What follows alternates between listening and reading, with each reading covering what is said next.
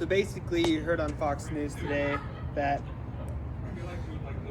this administration is pursuing something of which the nature is to have more surveillance. People, specifically more of the middle-aged, I'm 31 particularly, and younger, we're going to get ready to travel. Like, I've already done a lot of travel myself in 14 states now, and in the future, you're going to want more surveillance. There's a lot of bad people out there, and particularly around these drugs of heroin and meth. I don't quite understand. They have nothing to do. They're horrible people. They don't have a job. They have no life. They're miserable, and they're going to attack you. You say that they're not, maybe your local area, you grew up there, your family's well established. Yes, this doesn't typically happen so much so in the area you were born. But the second that you move into these other capitalistic areas, as in Seattle, Texas, anywhere, it doesn't matter. Minneapolis, Denver, Colorado is a big one for this. These drugs become horrible users. They are bad. And overall, your experience with these people are not going to be good. And to have more of a surveillance type scenario where your stuff isn't damaged. People, you travel one time and it takes one job, one payment for missing rent, and you can get evicted and you're on the streets and you're at a homeless shelter. It can happen, bam, in 2 months, you are now homeless, indigent on the streets, and if they fuck with your car, you ain't got a car.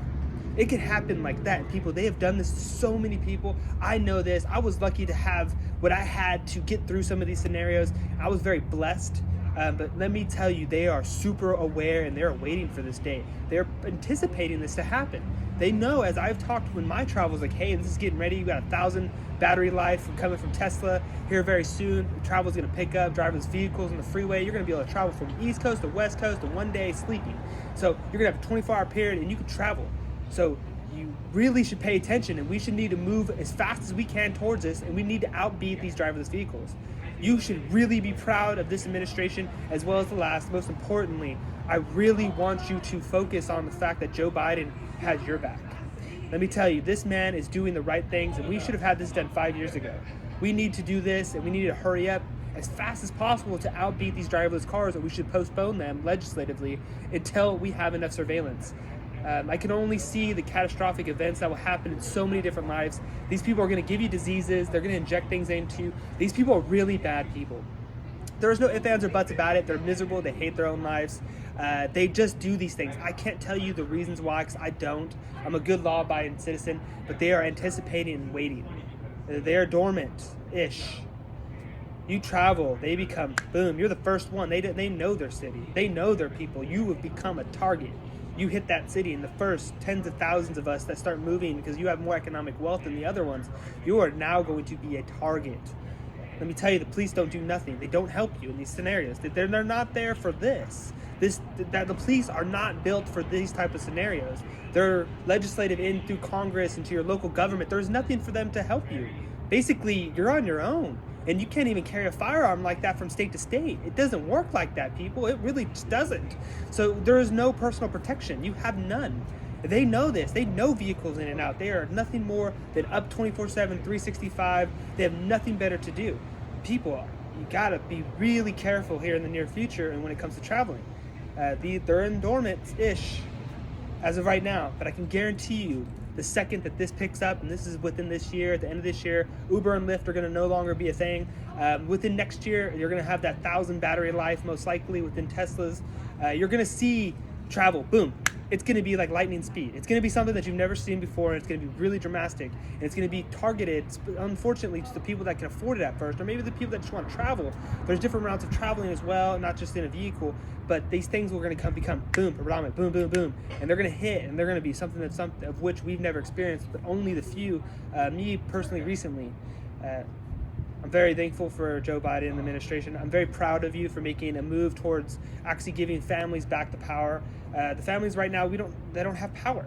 It's basically to the criminals. The criminals have everything. They teach your kids not to call the police. They batter your kids. They beat them up. They sell them drugs. They get them hooked on heroin and meth. They abuse them in every which direction. We, as the regular good law-abiding citizens, we don't have the power anymore. They literally stole it from us by these teachings or maybe these movies. I don't quite get it. It is uncool. Maybe just the fact that we have a really bad police force. The police aren't built for these things. They're just really not. We need to have a health force that I've talked about for over 2.5 years. Why I ran for governor of Washington in particular is to redo the entire state through the governor's status of legislation. And not only would I have done that, I would have done very successfully within the policies that I had put forth, and I think they would have been unanimous, as well as the roundtable that I still look forward to making.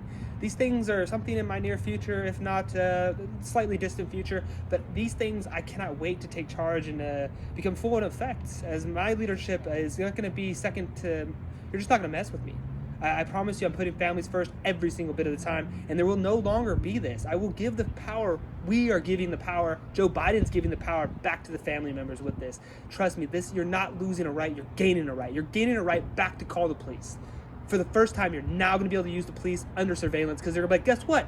Every time I call them, they got you on surveillance. I don't need to pull up my phone. There doesn't need to be this. They can access that, boom. Access that, boom. Boom, boom. And once these people start getting picked up at enough crimes, enough times back in and out of jail and sobering up, let me tell you, they don't like that. They don't like to be sober. Once they come in and out of these drugs, they're just going to stop, or there's going to be peaceful drug users, non-criminals. They're going to abide by the laws, or fuck, they might even have to get a job. Watch out. The meth and heroin addicts might actually have to work a job. Woo! I mean, this is crazy. I mean, way to go, Joe Biden. Congratulations. Very, very big step into the future. I am extremely proud.